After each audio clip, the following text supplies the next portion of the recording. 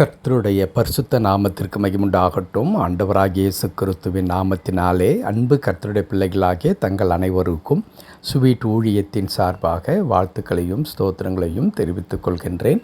யோவான் எழுதின நற்செய்தி நூல் 20ஆம் அதிகாரம் 19வது வசனம். யோவான் 20ஆம் அதிகாரம் வசனம் 19. வாரத்தின் முதல் நாளாகிய அன்றைய தினம் சாயங்கால வேளையிலே சீஷர்கள் கூடியிருந்த இடத்தில் யூதருக்கு பயந்ததினால் கதவுகள் பூட்டப்பட்டிருக்கையில் இயேசு வந்து நடுவே நின்று உங்களுக்கு சமாதானம் என்றார். இயேசு வந்து நடுவே நின்று உங்களுக்கு சமாதானம் என்றார். கர்த்தருடைய பரிசுத்த நாமத்திற்கு மகிமையுண்டாகட்டும். என் அன்பு கடவுளுடைய பிள்ளைகளே, ஆண்டவராகிய இயேசு கிறிஸ்துவை தேடிச் செல்கின்றதான இந்த சகோதரிகளிலே மகதலேனா மரியாளுக்கு ஆண்டவர் உயிர்த்தெழுந்ததை அறிவிக்கின்றார். அதற்கு பிறகு மரியாள் சென்று சீஷர்களுக்கு அறிவிக்கின்றார்கள்.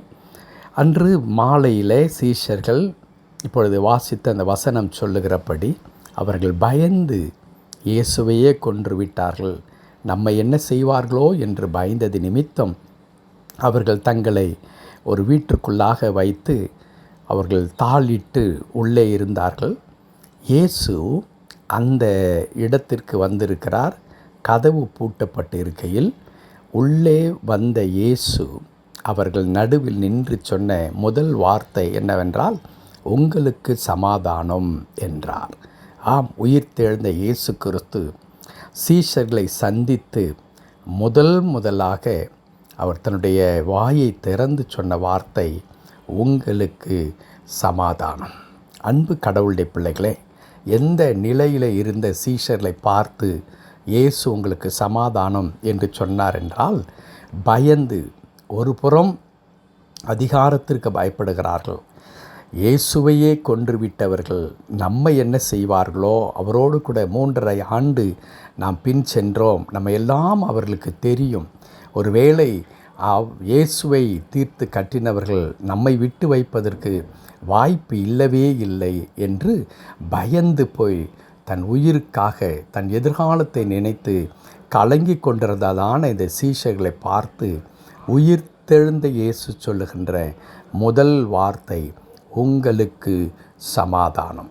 என் அன்பு கடவுளுடைய பிள்ளைகளே, இந்த அற்புதமான வார்த்தையை இயேசு எந்த நிலையிலிருந்து சொன்னார் என்றால், அவர் உயிர்த்தெழுந்தார் என்பது மாத்திரமல்ல, அதற்கு பின்பதாக இந்த உயிர்த்தெழுதல் நடக்கக்கூடாது என்று சொல்லி அதே அரசாங்கம், அதே மனிதர்களுடைய வல்லமைகள், சக்திகள் இயேசுவின் உயிர்த்தெழுதலை தடுத்து விட வேண்டும் என்று சொல்லி எத்தனையோ உபாய தந்திரங்களை அவர்கள் கையாளுகிறார்கள். ஆனால் எல்லாவற்றையும் தவிடுபொடியாக்கி போட்ட இயேசு தாம் சொன்னபடி உயிர்த்தெழுந்தார். ஆம், அந்த வல்லமை உள்ள கடவுள், தான் செய்ய நினைத்ததை செய்து முடிக்கின்ற ஆண்டவர், தன்னுடைய சித்தத்தை ஒருவராலும் தடுத்து நிறுத்த முடியாதபடிக்கு எல்லா வல்லமையும் பெற்றதான நம்முடைய இரட்சகராகிய இயேசு கிறிஸ்து உயிர்த்தெழுந்தவுடனே பயந்து கிடந்த சீஷலை பார்த்து சொன்ன வார்த்தை, உங்களுக்கு சமாதானம். இன்றைக்கு நாமும் கூட பல நேரங்களில் எதிர்காலத்தை குறித்து, நம்முடைய தேவைகளை குறித்து கலங்கி தவிக்கிற மக்களாக, பயந்து நிற்கிற மக்களாக நாம் இருக்கிறோம் அல்லவா? அந்த நேரத்திலெல்லாம் நம்முடைய செவிகளிலே தொனித்து கொண்டிருக்கின்ற நம்முடைய இரட்சகரின் வாயிலிருந்து புறப்படுகிற வார்த்தை என்ன? உங்களுக்கு சமாதானம்.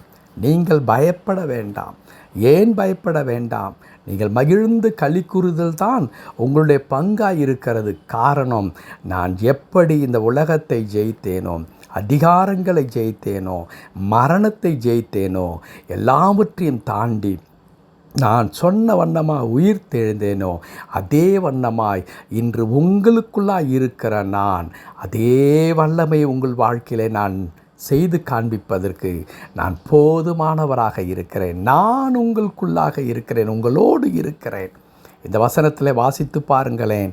இயேசு அவர்கள் நடுவே வந்து நின்று, இயேசு அவர்கள் நடுவே வந்து நிற்கின்றார். நம்முடைய நடுவில், நம்முடைய வாழ்க்கையின் மத்தியில் இயேசு இருக்கிறார்.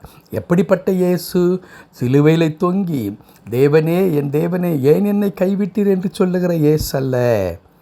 தாம் சொன்னபடி உயிர்த்தெழுந்த இயேசு நம்முடைய நடுவில் நின்று கொண்டிருக்கிறார்.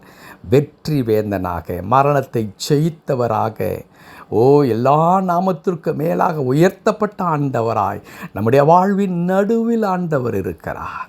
அந்த ஆண்டவர் உங்களுக்கு சமாதானம் என்று சொல்லித் தருகிறார். ஆகவே என் அன்பு கடவுளுடைய பிள்ளைகளே, நம்முடைய வாழ்க்கையின் எல்லா சூழ்நிலையிலும் இந்த தேவ சமாதானம் குலைந்து போய்விடாதபடிக்கு தேவன் மீது வைக்கிற நம்பிக்கையில் நாம் தளர்ந்து விடக்கூடாது. எப்பொழுது பயத்தை உள்ளே கொண்டு வருகிறோமோ அப்பொழுது தேவன் நமக்கு சொல்லிக் கொடுத்த சமாதானம் நம்மை விட்டு போய்விடும். நாம் கடவுளுடைய சமாதானத்தை உள்ளே நிறுத்தி கொள்ளும் பொழுது பயம் ஒரு நாளும் நம்முடைய கதவை தட்டவே தட்டாது.